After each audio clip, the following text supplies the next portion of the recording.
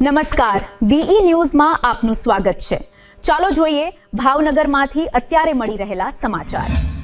પરમ દિવસે એટલે 16 જુલાઈએ જે છે 41મી રથયાત્રા છે। ભાવનગરમાં જે રથયાત્રા થાય છે ગુજરાતની બીજી મોટી રથયાત્રા છે। એના પૂર્વ તૈયારીના ભાગરૂપે છેલ્લા ઘણા દિવસોથી પોલીસે સતત પેટ્રોલિંગ કોમ્બિંગ સંવેદનશીલ વિસ્તારોમાં કરે છે અને સાથે સાથે કોમી એકતાના મેસેજ આપવા માટે સદભાવના રેલી, બ્લડ ડોનેશન એવા પણ આયોજન કર્યું છે અને આ જે બંદોબસ્ત એના ભાગરૂપે જિલ્લા પોલીસ, આજુબાજુના જે જિલ્લાઓ છે એની પોલીસ અને ગુજરાત પોલીસના ટોટલ જે છે 3500થી ઉપર જે છે કર્મચારીઓને હોમગાર્ડ બધા જોડાયા છે। 180 જેટલા જે છે PIPSI છે અને 15 જેવા જે છે ASP DYSPO આ બંદોબસ્તમાં ભાગ લેવાના છે અને સાથે સાથે CSF અને SRP ની પણ જે છે 6 કંપનીઓ ભાગ લેવાના છે અને એના જોડે જોડે પોલીસની અલગ અલગ જે યુનિટો હોય છે, ધારો કે માઉન્ટેડ પોલીસ છે, આર્મી વાયરલેસ પોલીસ છે, આ બંદોબસ્તમાં જોડાશે। 32 ઘોડાઓ જે છે પણ પેટ્રોલિંગ કરશે અને એના નવી ટેકનોલોજીનો પણ યુઝ કરવામાં આવશે। એમાં ડ્રોનથી પણ જે છે સતત મોનિટરિંગ કરવામાં આવશે। રૂટ ઉપર જે છે નેત્રમના ઘણા બધા કેમેરાઓ છે એનાથી પણ સર્વેલન્સ કરવામાં આવશે અને સાથે સાથે જે છે ખાનગી કેમેરાઓથી પણ જે છે સર્વેલન્સ કરવામાં આવશે।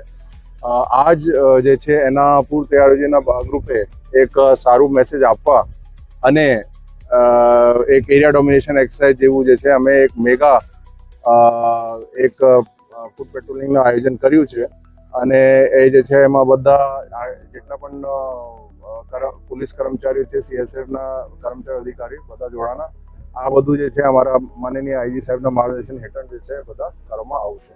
અમે જે કીધું અમારે બધા પોલીસને જે છે અમે વારંવાર બ્રીફિંગ કરી છે, એક જ સૂચના આપી કે બધા વર્તન સારું રાખે અને એક સારા અને પોઝિટિવ મેસેજ કે આ બધું તહેવાર જે છે એક શાંતિનો તહેવાર છે। એના માટે અમે જુદા જુદા કાર્યક્રમો આયોજન કર્યા છે અત્યાર સુધીમાં।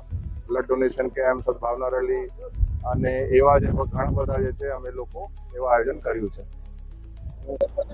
41મી ભગવાન જગન્નાથજીની રથયાત્રા ભાવનગર શહેરમાં નીકળનાર છે ત્યારે ભાવનગર જિલ્લા પોલીસ અને વહીવટી તંત્ર દ્વારા સુરક્ષાને ધ્યાનમાં રાખી અને ચુસ્ત બંદોબસ્તની ગોઠવણી કરી છે। એના ભાગરૂપે છેલ્લા કેટલાય સમયથી પોલીસ તંત્ર અને વહીવટી તંત્ર દ્વારા લોકોમાં ઉત્સાહ, ઉમંગ વધે, સાથે સાથે સુરક્ષાની ભાવના વધુ મજબૂત બને એ માટે શાંતિ સમિતિની મિટિંગથી માંડીને મોહલ્લા સમિતિની મિટિંગો, લોકો વચ્ચે પરસ્પર સહકાર અને એકતાની ભાવના વધે માટે બ્લડ ડોનેશન કેમ્પ, મહેંદી હરીફાઈ, સદભાવના બાઇક રેલી વગેરેનું પણ આયોજન કરવામાં આવેલું હતું। આજે 14 તારીખ છે ત્યારે સમગ્ર વિસ્તારની અંદર એક મેગા ફ્લેગ માર્ચનું આયોજન કરવામાં આવ્યું હતું। જિલ્લાના કલેક્ટર શ્રી, SP શ્રી અને અહીંયા ફાળવવામાં આવેલો તમામ બંદોબસ્ત આ ફ્લેગ માર્ચમાં જોડાયેલો છે। સુરક્ષાની વાત કરીએ તો અધિકારીઓ સહિત લગભગ 3000 જેટલા પોલીસ કર્મચારીઓ બંદોબસ્તમાં છે। 4 કંપની SRPની છે અને 1 કંપની CISFની છે। CCTV સર્વેલન્સ કરવામાં આવી રહી છે। ડ્રોન દ્વારા પણ સમગ્ર રથયાત્રાના રૂટ ઉપર નજર રાખવામાં આવશે। એ ઉપરાંત 17.5 કિલોમીટરનો જે ટોટલ રથયાત્રાનો જે રૂટ છે એ રૂટ ઉપર જરૂરિયાત મુજબના સુરક્ષાના તમામ પગલાં જિલ્લા પોલીસ તંત્ર દ્વારા અને વહીવટી તંત્ર દ્વારા લેવામાં આવેલા છે। સેન્સિટિવ જે એરિયા છે એની અંદર મોહલ્લા સમિતિની અવારનવાર બેઠકો કરવામાં આવી છે।